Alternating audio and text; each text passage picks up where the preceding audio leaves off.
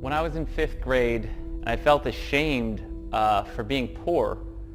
My parents had gotten divorced. My mom was a waitress and she was raising 4 kids on a waitress income. And so I was wearing hand-me-downs for my brothers that were almost a decade older than I was. One of the most popular kids in school, he came up to me when I was wearing bell-bottom jeans in the 80s, which were not cool back then. And he pushed his shoe at the bottom of my flared-out jeans and he said, "Ding dong," and he rang the bell on my bell-bottoms. All the kids laughed and I wanted to shrink up and disappear. And I linked up in my mind that being poor meant people don't like you, and being rich, having cool, nice things, people want to be around you, people want to be your friend. I just felt sick to my stomach every time I'd have to go to school, and I just wanted to be invisible. So elementary school was hard, junior high was even harder, high school kind of sucked too. And then I graduated college and I got a job, and I knew the first day of that job that this was going to be a job I didn't like. But I had this idea for a business that I was going to start. And I thought, well, you know what? I'm just going to work here for maybe 4 months or so, just collecting a paycheck to support me while I get my business off the ground. There was this guy that worked there. His name was Charles, and he was a short guy from the military. One day, he just walked up to me and he started calling me a loser and giving me the L on his forehead. Every time he would see me at the office, he would just come up to me and be like, "Loser," in front of everybody. All of a sudden, I didn't know what to say, and I felt like I regressed all the way back to, elementary school when I was getting teased back then. And that was really the straw that broke the camel's back. I just remember laying in bed one night next to my girlfriend thinking, how did I end up in this life?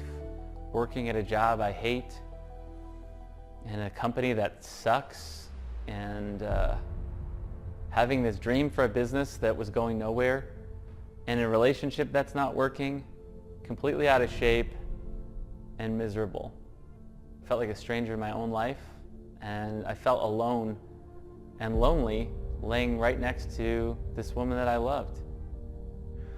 I didn't know what to do, but I'd heard of personal coaching, and through a friend, I was introduced to my first personal coach. I talked to her on the phone, and for the first time ever, I had somebody that I could talk to, that I could share, the challenges I was going through, that could challenge me and say, look, I believe in you. You can do more than this. I started working out regularly. I started taking action to grow my business. My company I would call big stores and restaurants to see if they would want to sell their gift cards on my website. And then finally, I got a hold of somebody at Borders Bookstore. They were the first company to finally say, yes, we'll partner with you, but you have to pay for them up front.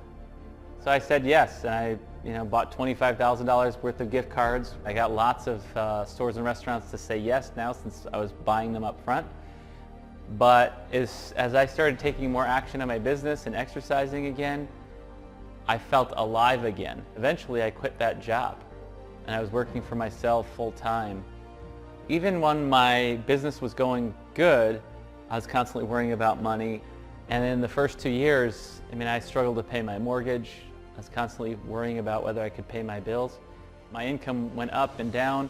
I was maxed out on all my credit cards. I remember I was taking out the garbage one day and I was just thinking, oh my God, it's so hard working for myself and being my own boss. Maybe I should just go back to having a regular job.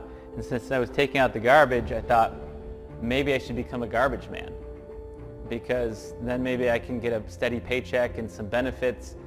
And even though it might be hard work physically, I just thought, I wouldn't have to think so hard, because I was just feeling burned out from working so many hours but not making a lot of money. And then I thought, I'm just going to quit. And that's when I talked to one of my best friends, and he said, dude, you can't quit. And he challenged me to read a book a week. And so I read a book a week for 36 weeks in a row. One of the books was a book called The Prophet by Khalil Gibran. And in the book, he talks about how if you do work you don't love, if you bake bread, with bitterness in your heart, you'll bake a bitter bread. Now I realize that passion is everything when it comes to having your own business. It's got to be something you're really interested in.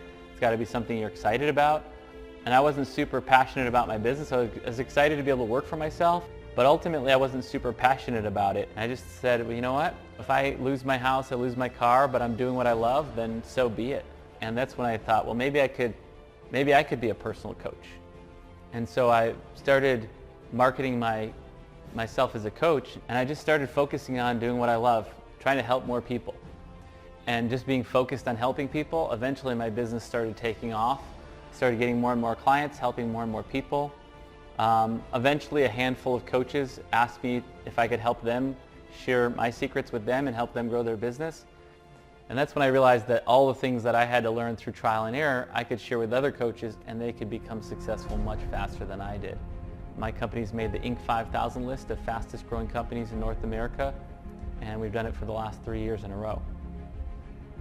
So my advice to anyone wanting to achieve high levels of success, don't just hope to be a millionaire, don't just dream to be a millionaire, decide to be a millionaire. Whatever it is that you want to achieve, whatever goal you want, you can have it. All you have to do is decide to have it, and your success is inevitable if you're willing to do the work, if you're willing to take action to make it happen in the world, and if you're willing to do the work on yourself and work through your fears, your doubts, your limiting beliefs. Try something out and have it not work out. You got to be willing to be criticized by other people, even take risks, financial risks. The most valuable things I learned were how to let go of the poverty mindset, the welfare mindset that I grew up in, and to have a much more abundant mindset.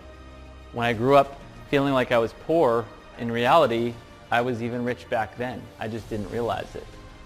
But when you let go of the fear of not having enough, then you realize that there's always been enough, and there always will be enough.